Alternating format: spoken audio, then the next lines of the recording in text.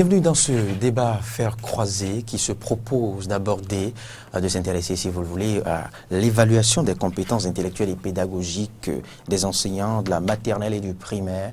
Évaluation qui a eu lieu ce samedi 16 juin 2018 sur tout le territoire national. C'est donc une décision du ministère en charge de l'enseignement maternel et primaire. Eh bien, l'objectif vise, bien évidemment, l'objectif de ce test ou de cette évaluation, c'est d'identifier les besoins spécifiques en formation des enseignants et organiser à leur profit des formations à contenu approprié à leurs besoins réels et personnels. Mais pourquoi maintenant? Pourquoi une telle évaluation et pourquoi en ce moment, cette avant-veille des examens de fin d'année? Comment les différents enseignants ont-ils accueilli cette évaluation? C'est bien les principales interrogations au menu de votre débat Faire croiser qui retrouve ce matin sur nos plateaux Euseb Patinvo. Il est enseignant à la retraite. Bonjour, M. Patinvo. Bonjour, chers amis auditeurs Loris, bonjour. En face de vous, Henri Sadonou, il est enseignant à l'école primaire publique de Wedobadji, c'est dans Soava. Bonjour, monsieur Sadonou. Bonjour, monsieur Davor, auditeurs, auditrices, téléspectateurs, téléspectatrices, bonjour. Alors, monsieur Henri Sadonou, c'est par vous que je démarre, puisque vous avez subi la dite évaluation. Comment cela s'est-il passé? Comment avez-vous d'abord accueilli cette évaluation? Et après, on va disséquer quelque peu les différentes épreuves, les trois principales épreuves. Ok, merci beaucoup. Concernant l'accueil de la nouvelle, ça nous a surpris un peu parce qu'on se demandait pourquoi nous évaluer, pourquoi évaluer les enseignants à ce niveau. On se posait la question. Il y avait eu quelques substitutions. Mais au moment, dans les salles de composition, on s'est rencontré que ce n'était pas des choses qui nous dépassaient les enseignants. C'était des choses qui étaient oui, c'était des épreuves qui étaient à la rencontre un enseignant, c'était des épreuves que vous proposiez par le passé. Enfin, c'était des épreuves similaires à celles que vous proposez aux apprenants. Oui, c'est des épreuves similaires à ce que nous proposons aux apprenants. Mais en dehors de l'épreuve spécifique de pédagogie. Oui, en dehors de l'épreuve de pédagogie et pratique. Mais en dehors de ça, il y a quelques éléments clés qui se retrouvent dans les épreuves et qui montrent que il faut être enseignant, il faut avoir un peu de connaissances avant de se... C'est pas des choses qui sont compliquées, mais c'est des petits trucs qu'ils ont mis dedans pour prouver effectivement le niveau des enseignants. Mais en votre sein, comment appréciez-vous un tel test? Bon, et l'enseignant de nature est appelé à transmettre le savoir. L'enseignant étant appelé à transmettre le savoir doit lui-même en avoir un peu, tout petit peu avant de transmettre. C'est vrai. Donc c'est pourquoi il faut contenir avant de pouvoir transmettre. Avant de donner. Si tu n'as rien, tu ne peux rien donner. Donc c'est normal que l'enseignant, l'État puisse voir le niveau des enseignants pour pouvoir savoir avec qui il a fait. Donc je ne sais pas. Euseb Patinvo, quant à lui, n'a pas subi cette évaluation, oui, parce qu'il faisant déjà valoir ses droits à la retraite. Mais comment apprécie-t-il, à l'instar d'autres retraités, d'autres anciens, d'autres aînés? Directeur Patinvo. Amis auditeurs, téléspectateurs, je voudrais d'entrée de jeu dire félicitations à mes jeunes collègues qui ont accepté subir ce test-là. Mais à l'entame, je voudrais dire ceci. Il n'avait pas le choix. Oui, à l'entame, je voudrais dire ceci. Toute activité humaine est une entreprise. Et une entreprise qui se veut fiable doit se faire évaluer, s'auto-évaluer et accepter les mutations. Parce que éduquer, c'est apprendre à apprendre tout au long de la vie. Surtout dans ce monde qui est en perpétuelle mutation. Dans son ouvrage Investir dans l'avenir de Yao Sani, il disait que il est impératif d'éduquer l'enseignant qui est appelé à éduquer.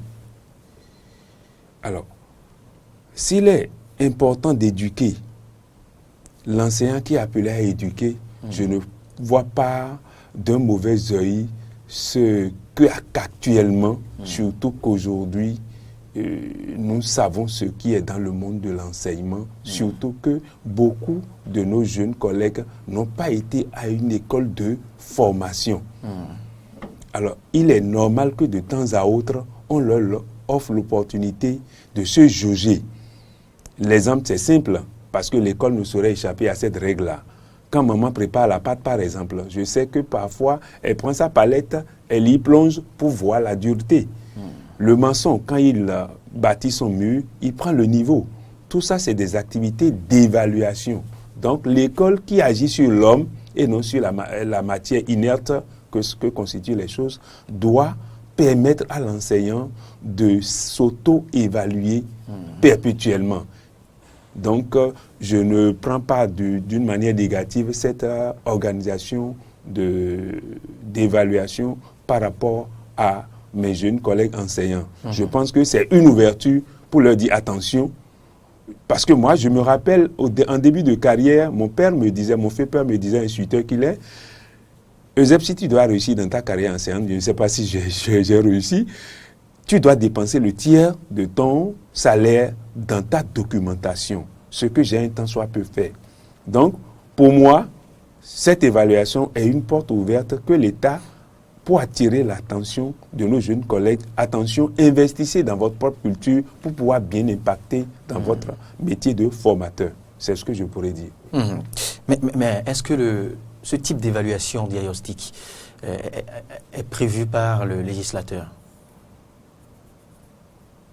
Bon, je ne... En avez-vous subi pendant votre trentaine d'années de carrière? Si, je peux dire que j'en ai subi. Je l'ai subi parce que j'ai été jeune instituteur révolutionnaire.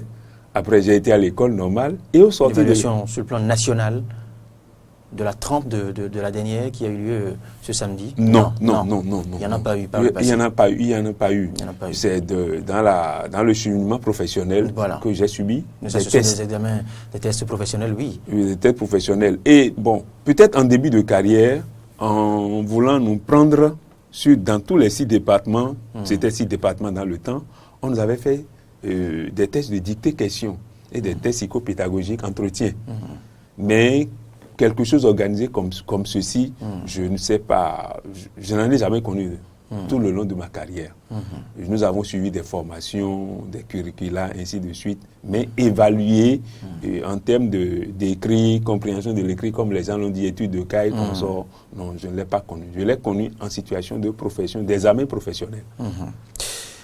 Henri Sadonou, vous avez subi 3 épreuves, l'épreuve de mathématiques, l'épreuve de compréhension, de l'écrit ou de lecture et l'épreuve de pédagogie appliquée. Alors, cette évaluation, sont-elles pour vous comme un affront ou une humiliation? Bon, à première vue, nous allons dire que c'était comme si c'était une humiliation. Et parce que les gens mettaient dans la tête que bientôt, il y aura les notes qui seront publiées d'une manière ou d'une autre. Mais au fait, quand on analyse la situation et on analyse les différentes épreuves mises à notre appréciation, nous constatons que bon, ce n'est pas quelque chose qui doit diminuer le niveau de l'enseignant. Parce que par rapport à ça, il n'y aura pas d'enseignant qui aura une note vraiment criade qui... Minable. Minable, non, je ne pense pas. Vous le pensez? Je ne pense pas. Cette même évaluation a eu lieu dans un pays proche de nous, mais il y a eu des notes minables, des directeurs d'école qui ont eu des notes minables, des enseignants qui ont eu des notes, je ne vous le dis pas. Oui, bien, on a aussi eu l'information, mais j'imagine, je n'imagine pas un enseignant de Bénin, moi je suis instituteur, c'est bien, et avec... qui puisse échouer à cette évaluation? Je ne sais pas, parce que les critères de... Là encore, voilà, on ne sait pas. Vous ne connaissez pas les critères d'appréciation. Le seuil de réussite, on ne sait pas encore, on ne maîtrise pas encore le seuil de réussite. Ça dépend de ce que ceux qui ont proposé l'épreuve ont demandé comme seuil de réussite. Mais quel que soit le niveau ou bien ce qu'ils vont prévoir comme seuil de réussite, je ne pense pas que ce serait comme le cas dont vous venez d'énoncer tout à l'heure. Dieudonné Pativo, à entendre, à en croire, j'allais dire, certains enseignants, certains syndicats d'enseignement maternel et primaire, cette évaluation serait organisée pour vider la fonction publique des reversés de 2008. Bon, je leur concède leur point de vue. Je le leur concède. Je ne suis pas d'accord avec ce qu'ils disent, mais je me battrai pour qu'ils aient le droit et le devoir de le dire et d'assumer. Paraît-il que ces reversés de la promotion 2008 n'ont pas subi un test, n'ont pas pris part à un concours avant d'être versés dans la fonction publique. Non, nous n'allons pas jeter le bébé, l'eau qui a lavé le bébé et le bébé lui-même. À un moment donné, ils ont été utiles à mon pays. Quand je m'entends dire ça comme ça, je m'offusque. Je m'insurge en faux. Parce que à un moment donné, on avait besoin d'enseignants. Ce n'est qu'une hypothèse. Hein? Voilà, d'accord. Mais je voudrais toujours citer Amos Yaosani qui dit dans son ouvrage « Investir pour le bénéfice de l'avenir », l'enseignant doit se constituer comme un éducateur et être un apprenant perpétuel, autodidacte, étant capable de bénéficier de nouvelles modalités de production, d'archivage, de reproduction, de dissémination des savoirs, des connaissances, de nouvelles capacités dans le monde en mutation. Ainsi, il sera capable de mettre en œuvre des stratégies pédagogiques, éducatives, didactiques, où l'apprenant est appelé à s'approprier constamment les savoirs par sa propre motivation, selon sa philosophie de l'autonomie durable du sage, qui peut s'exprimer. Que doit-on y retenir? Voilà. Quel est le lien avec notre thématique du jour? Notre thématique, c'est que l'enseignant doit éduquer pour apprendre à éduquer. C'est-à-dire, tout simplement, si je veux être instituteur, et mieux, le mot qu'on dit, le maître, je dois maîtriser un peu de tout. Mieux vaut connaître un peu de tout que de tout savoir d'une seule chose. Alors, moi, je dis que je leur concède qu'ils aient le droit de le dire, qu'ils aient le droit d'assumer, mais à côté, je dis, je ne peux pas être instituteur.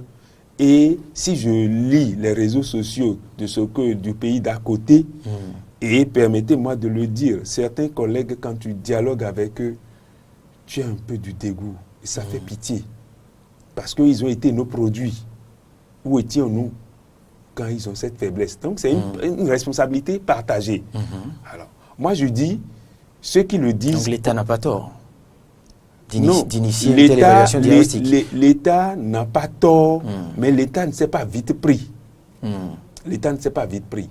Parce que à un moment donné, c'est pas parce que j'ai fait que je me jette sur le premier repas qu'on m'offre. Vous voyez? Maintenant, cela aurait pu être organisé autrement. Voilà, autrement. En début, dès qu'on a voulu, c'est vrai, c'est des tests qui les ont amenés dans la fonction enseignante. En tant que communautaire, puis après ACE et reversé. Mais au cours de ce processus, il est vrai, on leur a fait des formations, mais on aurait pu penser à des tests comme ça pour relever leur niveau, pour leur donner le goût de la lecture. Et comme j'ai l'habitude de le dire, lecture, copie, dictée doit être le maître mot du maître d'aujourd'hui. Il doit lire, se documenter, maîtriser un peu les techniques pédagogiques et de culture générale. Et moi, je dis, Dieu merci, à l'entame de ces séries d'examens aujourd'hui, ça fera un peu peur aux enfants, parce qu'ils vont se dire, si nos maîtres sont évalués, nous-mêmes, on est appelés à être évalués. Donc pour moi, l'État s'est pris un peu en retard par rapport à cette tranche de collègues qu'on accuse aujourd'hui. On aurait pu les prendre autrement. Il est vrai, il y a des séances de formation, il y a les formations de proximité où nous-mêmes enseignants, on ne fait pas toujours mention honorable. Les séances d'unité pédagogique. Monsieur Dan ne veut pas me dire, est-ce qu'on y va vraiment en apprenant? Donc, moi je dis que c'est un déclic. Mieux vaut commencer quelque part. Si l'État a donné, à tirer sur la sonnette d'alarme avec les réseaux sociaux, avec le pays d'à côté, je pense que nous devons nous réveiller enseignants. Ce n'est pas parce que je suis sorti du système que je parle, non. Un enseignant ne peut dormir sans lire 1 ou 2 pages de son module de français, de mathématiques, revoir sa fiche. La lecture fait partie de la vie de l'enseignant. Et les maîtrises des techniques pédagogiques doivent être sa lecture perpétuelle. C'est tout comme un prêtre qui doit célébrer une messe par jour. Il doit lire la Bible, il doit lire le texte du jour, préparer son homélie pour impacter. Donc, le maître, l'instituteur est un prêtre qui évangélise au jour le jour. Et s'il ne s'actualise pas, s'il ne se met pas au pas, donc ne prenons pas ce test-là d'une manière négative, comme chose là. C'est une sonnette d'alarme qu'on a tirée. Positivons cela et demandons à la jeune génération de faire tous les jours lecture, copie, dictée. Et je pense que l'éducation en bénéficiera. Tout le monde qui... Donc cette évaluation fait l'unanimité, autant au niveau du directeur Patinvor qu'au niveau de Henri Sadonon. Oui, mais Sadonon, pardon. Mais je le disais tantôt qu'il y a une sorte il y a une légère note d'humiliation, d'affront dans l'organisation de cette évaluation. Quand on en vient à faire composer le directeur dans la même salle que son adjoint pour la même épreuve, vous n'y voyez pas une légère note d'humiliation? Bon. Pourquoi ne pas consacrer peut-être une salle pour les directeurs, une salle pour les instituteurs adjoints, une salle pour les instituteurs? Je suis d'accord avec vous. Socialement et psychologiquement parlant, on se sent diminué. Mais personnellement, c'est pourquoi je dis félicitations, parce que nous avons accepté d'aller au front. Nous avons le même législateur, le même employeur, et on nous met dans la même salle. Bon, quelque part, et c'est pratiquement, je ne sais pas, je n'y étais pas, c'est les mêmes épreuves. Mêmes épreuves.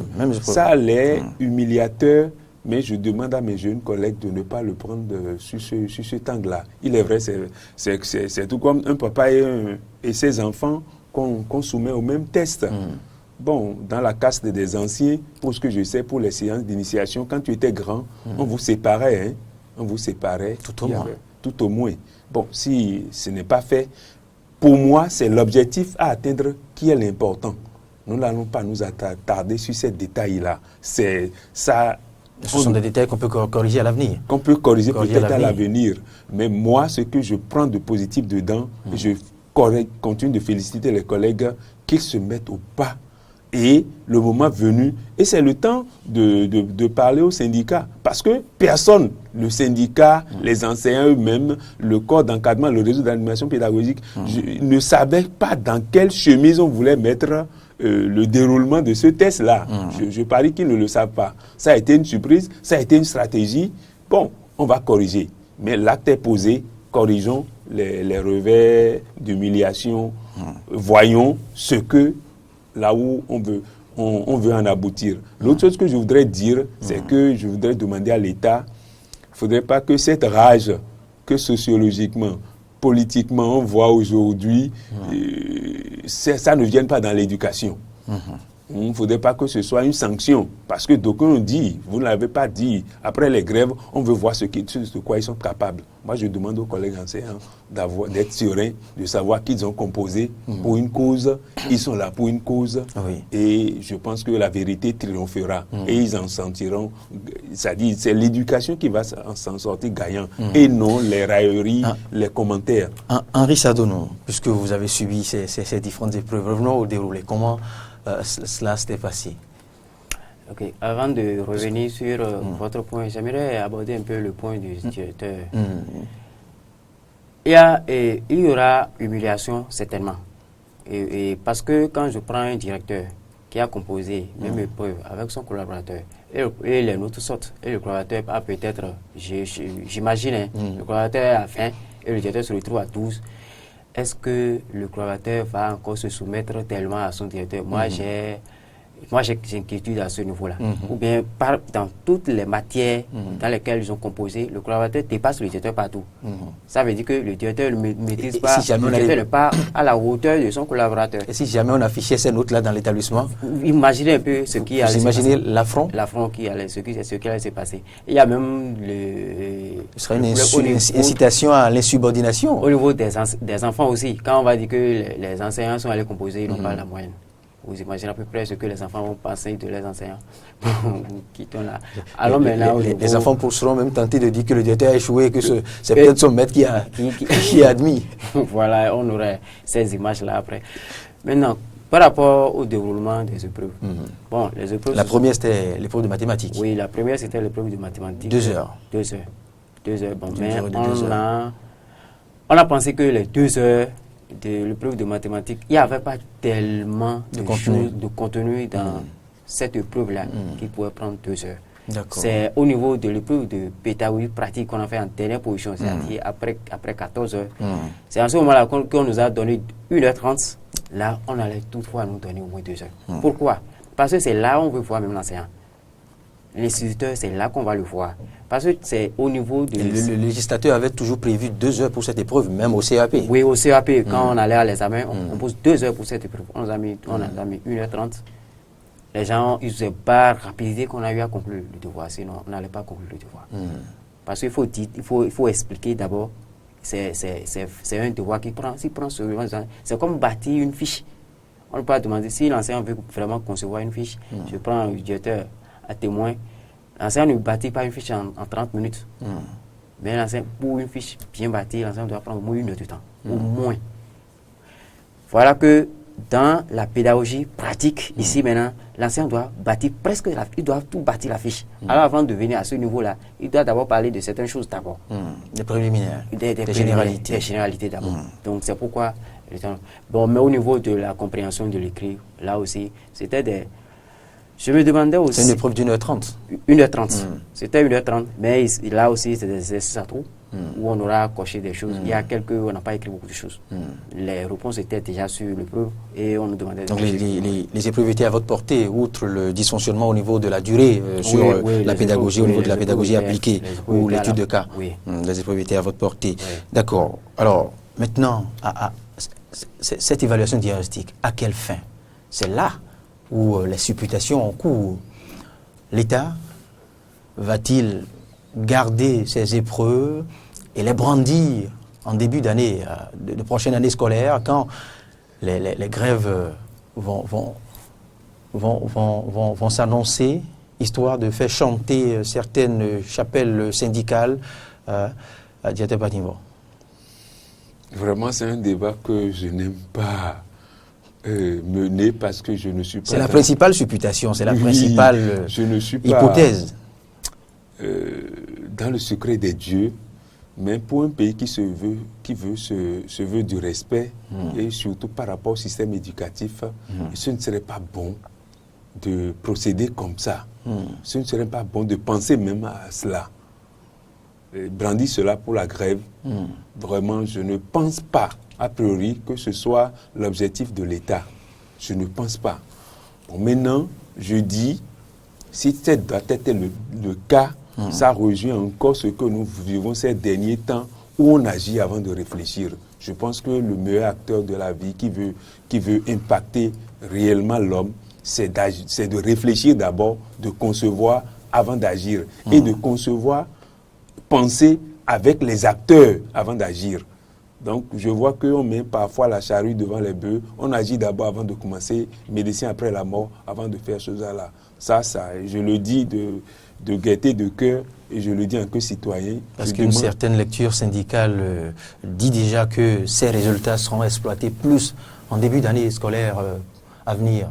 Je demande à l'État de ne pas donner raison à ceux-là. Au déclenchement des grèves, des débrayages. Oui. Non, tout est possible. On pourra peut-être préciser que lors des évaluations diagnostiques, de l'évaluation diagnostique précédente, et voilà, voici la note qu'a eu tel responsable de syndicat. Non, je pense que nous avons définitivement tourné dos au Bénin et au mythe de l'élitisme. Au mythe de l'élitisme. C'est-à-dire, il faut un seuil pour être enseignant. Là, je suis d'accord. Il faut un seuil pour être enseignant. Alors, si quelqu'un n'a pas ce seuil-là, qu'on le forme à propos. Parce que j'ai dit tout à l'heure, éduquer, c'est apprendre à apprendre. Donc, l'enseignant ne doit pas être sclérosé sur j'ai le CEAP, c'est terminé. Monsieur Sadon ne me dira pas le contraire. pour être au diapason de l'éducation aujourd'hui, être un bon acteur du système éducatif, il faut renouveler ses connaissances perpétuellement. Je pense que c'est l'important. Mais quant à brandir, les gens ont peut-être raison de le dire. Je dis, nous avons depuis près de 3 ou 4 ans, nous avons l'habitude au Bénin d'agir avant de réfléchir et de voir les conséquences de nos actions. Je sais ce que je dis en le disant et je le dirai partout où besoin sera. Nous ne réfléchissons pas profondément avec les acteurs concernés avant de prendre des décisions. Et je m'en prends à mon état. Donc, réfléchissons. Qu'est-ce que nous voulons faire? Quel constat nous avons fait? Et nous discutons de ce constat avec les acteurs. Parce que je me rappelle, enfant, avant de me punir, mon papa m'a averti assez. Il y a ceci, il y a ceci, il y a ceci. Et à un moment donné, dans le système éducatif, par rapport à l'élaboration de certaines chartes, quand il y a telle faute, il y a telle punition. Quand il y a telle faute, il y a telle punition. Vous voyez? Mais je pense que dans le cas d'espèce, il n'y a pas eu cette discussion-là. Et si c'est pour les droits de grève, qui sont des droits reconnus à l'international, que les gens ont agi et on veut les punir comme ça, ce n'est pas humain. Je précise que jusque-là, ce n'est qu'une hypothèse que nous essayons d'étudier, de décortiquer. Henri Sadonou, comment vous sentirez-vous l'année prochaine, par exemple, dans votre établissement, si les résultats venaient à être affichés, peut-être à la direction ou quelque part, à la salle des enseignants, ou comme on avait au collège, la salle des professeurs, et que vos notes sont minables? Comment vous sentirez-vous? Bien. D'abord, l'objectif de l'évaluation, d'après ce que le ministre a dit, ils seront les arrêtés, les notes qui sont envoyées. L'évaluation fait partie d'une phase. Ils ont pris certaines dispositions. Et ils ont dit que cette évaluation leur permettra de savoir là où chaque enseignant a de besoins. A de déficit. A de déficit. D'insuffisance. Voilà. Donc, par rapport à cela, s'ils arrivent à afficher les notes et avoir une note minable aussi, bon, à mon niveau, peut-être au niveau de certains, bon, on ne sait jamais. On ne sait jamais. Si je me trouve avec des notes minables, bon, et c'est affiché, ça va être frustrant, n'est-ce pas? Et choquant, sincèrement. Et je vais me demander même comment je vais me tenir maintenant devant mes apprenants. Mais ça, mais ce qui a été dit, c'est pour l'objectif d'orienter les formations, les différentes formations. Et c'est à ce niveau où je ne me retrouve pas trop par rapport à l'orientation de cette formation-là. Par exemple, c'est quelques notions seulement qu'ils ont demandées au cours de l'évaluation. Mais si l'enseignant, par exemple, moi je ne maîtrise pas les autres, et c'est ce que j'ai maîtrisé qu'ils ont présenté, et je ne maîtrise pas d'autres, et on m'écarte. L'enseignant est censé tout maîtriser. Tout maîtriser. Puisque c'est à lui de transmettre. Voilà. Et maintenant, on m'écarte d'une formation, alors que j'ai besoin de cette formation-là. Et on fait la formation et on m'envoie ailleurs dans d'autres ateliers. Est-ce que je vais bénéficier de quelque chose? Il y a pareille formation qui a été faite, je sais que le directeur était encore en activité, où ils ont parlé de formation des classes multigrades. Ils ont spécialisé, ils ont pris certains enseignants. Maintenant, ces enseignants sont mutés de ces écoles. Maintenant, qui va garder les classes multigrades là? Voilà que tous les enseignants n'ont pas reçu cette formation-là. Voilà donc il faut étendre les formations à tous les enseignants. Tous les enseignants. Tous les enseignants. Ok.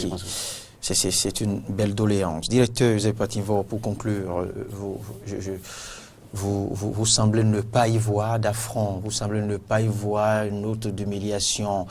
Oui, mais puisque vous savez aussi que nous sommes à l'ère de la rupture et que le Conseil des ministres, depuis quelques semaines, a été l'instance privilégiée pour révéler, je dirais, l'état, pour révéler des comportements orduriers dans certains secteurs. Et si on en venait là? Et si le Conseil des ministres venait à publier des notes d'enseignants qui sont des notes minables d'enseignants? Bon, je ne sais pas. Je dis de go, j'ai confiance en mon État. Ce ne serait pas le cas dans le système de l'éducation. Il est vrai, pour des problèmes de cantine, à la police, on a irradié des gens. Et pourquoi pas chez vous? J'en viens, dans le secteur de l'éducation? Parce que l'État n'aurait pas péché. La peur des parents qui ont voulu rencontrer le ministre, des syndicalistes et consorts, des enseignants, même de nous-mêmes, parents, aujourd'hui à la retraite, c'est pas de voir nos enfants nos enfants éducateurs qui ont pris notre relève à la rue. On en aurait sur la conscience. Alors, ce que je voudrais dire tout simplement, c'est que j'ai encore confiance en ces gouvernants-là. Ils ont appelé ça évaluation diagnostique, envie d'orienter des formations. Comme l'a dit M. Sadonou, c'est vrai, moi, je n'apprécie pas ce fait que on choisit des gens pour des formations données. Il est vrai, le cas qu'il a pris spécifique, classe multigrade, ce n'est pas dans toutes les écoles. Mais je me demande dans quelle école du Bénin aujourd'hui où tu vas voir tous les 6 mètres, si ce n'est pas la contribution des parents, ou bien des volontaires, ou bien des gens qui vraiment n'ont pas de salaire, mais qui ont l'amour de ne pas voir leurs petits frères traîner et qui n'ont pas d'emploi, qui vont vers les parents qui acceptent des aides avec le concours des ONG que je salue au passage. Donc, l'État a une part de responsabilité dans cela et il n'aura pas raison de procéder de la sorte, de sanctionner de la sorte, même publier, pour moi, c'est un peu suicidaire. On peut, à travers, parce qu'on n'a pas besoin de faire beaucoup de tests, à observer même l'écrit d'une personne, on peut déceler déjà ses failles. Et comme M. Sadonou l'a dit, il faudrait offrir l'opportunité à tous les enseignants. Si c'est la mathématique que nous choisissons, et le français cette année, que ce soit au niveau de tous les enseignants, anciens comme nouveaux, que ce soit au niveau de tout le monde, et que nous nous mettons maintenant nous-mêmes enseignants dans la tête que quand on va aux sessions de formation, ce n'est pas pour faire acte de présence, c'est pour recevoir. Nous avions l'habitude, nous-mêmes acteurs, dans le temps syndicaliste, quand on va pour les formations, on demande les TDR, thème de référence. Non, on ne peut pas vouloir me donner une formation et me payer. Donc, je voudrais que l'État sache que nos enseignants qui doivent œuvrer pour l'avenir des enfants doivent être outillés. Nous leur donnons cet outil-là. Et dans des heures de service. Dans des heures de service. S'il doit être peut-être dans nos heures de congé, on peut penser à des défraiements. Mais dans nos heures de service, et cela s'organise si bien aussi dans les formations de proximité que sont les unités pédagogiques. Seulement que le suivi n'est pas si ponctueux. Parce que le directeur, par manque d'enseignants, serait dans sa classe, il aura à suivre vraiment. Je voudrais qu'on crée le corps des directeurs dans notre école et qu'on les forme pour que le directeur soit là, outillé pour faire le travail. Les seuls conseillers pédagogiques et inspecteurs ne peuvent pas faire le travail d'encadrement sur le terrain. Je m'inscris en faux à celui qui va dire le contraire. Donc, vraiment, je pense que l'État n'en arrivera pas là, sinon ce serait vraiment de la pagaille à ce niveau-là. Et c'est évaluation diagnostique pour programmer les formations. Le directeur Pativo pense que ce sera de la pagaille que d'exposer les insuffisances des enseignants. Et moi, je pense que si l'insuffisance est, je dirais, trop sensible, eh bien, on pourra bien sûr en parler. On pourra bien sûr il faut y remédier autrement. Ce n'est pas en allant sur la place publique. Henri Sadonou, c'est terminé votre mot de fin. Merci. Je vous remercie de m'avoir invité et je demanderai à nos dirigeants de ne pas exposer les notes des enseignants sur la place, sinon il y aura des désordres dans les écoles. Il y aura des désordres parce que quand on va voir un directeur nommé et un collaborateur dont les notes seront en dessous de celles de collaborateurs, ce serait de la pagaille et je ne pense pas que l'école béninoise en gagnerait quelque chose. Je vous remercie.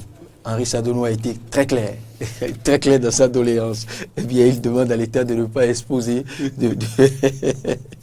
la note de ses enseignants parce que cela peut générer des frustrations. Cela peut être objet de disharmonie, de cafouillage dans certains, et peut perturber aussi les rapports pédagogiques, les rapports enseignants ou dans certains établissements. Directeur Euseb Patinvo. Oui, non, je voudrais que l'État démontre que l'école est un lieu par excellence de la construction, de renforcement et de la remise en cause. Et non d'en faire un lieu de règlement de comptes. Sincèrement, nous venons de 4 mois de grève. Si c'est cette arme qu'on veut brandir pour sanctionner le monde scolaire, vraiment, l'État nous trouvera sur son dos, même à la retraite.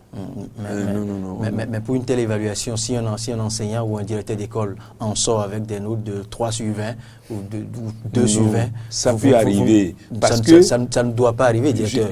Ça ne doit pas arriver. Ça ne doit pas arriver. Ça ne doit pas arriver. Ce ne serait pas normal. Il peut y avoir de faibles notes, genre 8 ou 9 sur 20. Mais quand un enseignant, c'est vrai que je n'ai pas pu avoir les épreuves, j'aurais voulu partager une partie des épreuves, mais on m'a fait comprendre tu n'en as pas fait cas. L'épreuve servait en même temps de copie de composition. C'est peut-être une note de discrétion pour nous empêcher de disséquer. Ce que nous n'avons pas dit, c'est que l'aspect humiliant dont vous avez parlé, ce n'est pas le directeur à côté de l'enseignant. C'est que c'est nos élèves qui sont au collège que nous avons formés qui vont nous évaluer, qui vont nous corriger. C'est là où je ne sais pas. Vous n'avez pas souligné cet aspect-là. Oui, c'est vrai, je ne l'ai pas évoqué. Et on m'en a parlé aussi dans les coulisses de préparation de ce numéro de débat Faire croiser, que les enseignants, les surveillants, certains anciens élèves se retrouvaient à être des surveillants de leur directeur, de leurs inspecteurs. Mais ça, c'est non, les inspecteurs n'ont pas composé. Pas les inspecteurs, les directeurs d'école, les directeurs de l'enseignant. Mais c'est la moindre des choses. C'est la moindre des choses. Cela peut arriver. Là, en l'espèce, ils étaient des candidats à l'évaluation diagnostique. Il y a une chose qui a changé de camp. Et l'autre enseignant est devenu maintenant candidat et puis l'autre élève est devenu à un moment donné de la vie de l'homme, il faut accepter ça aussi. Il faut accepter les rôles. Non. Il faut être fair play en toutes choses. Moi, je continue d'avoir confiance en mon État. L'école, ce test-là n'est pas pour choisir le premier, c'est pour voir quels sont les besoins en formation et en Donc, cette évaluation diagnostique n'est pas une arme contre les enseignants opposants. Ce n'est pas une arme contre les enseignants férus de débrayage. C'est un test pour justement identifier, comme je vous l'ai dit à l'entame de ce débat, identifier les besoins spécifiques en formation des enseignants et organiser à leur profit, bien évidemment, des formations au contenu approprié à titre personnel réel. Merci, Dr. Zeppa Tinvor. Je rappelle que vous êtes enseignant à la retraite. Et en face de vous, c'est Henri Sadonou. Il est enseignant à l'école primaire publique de Welobadji. C'est dans Soava. C'est bien cela. Merci à vous et excellente semaine à vous.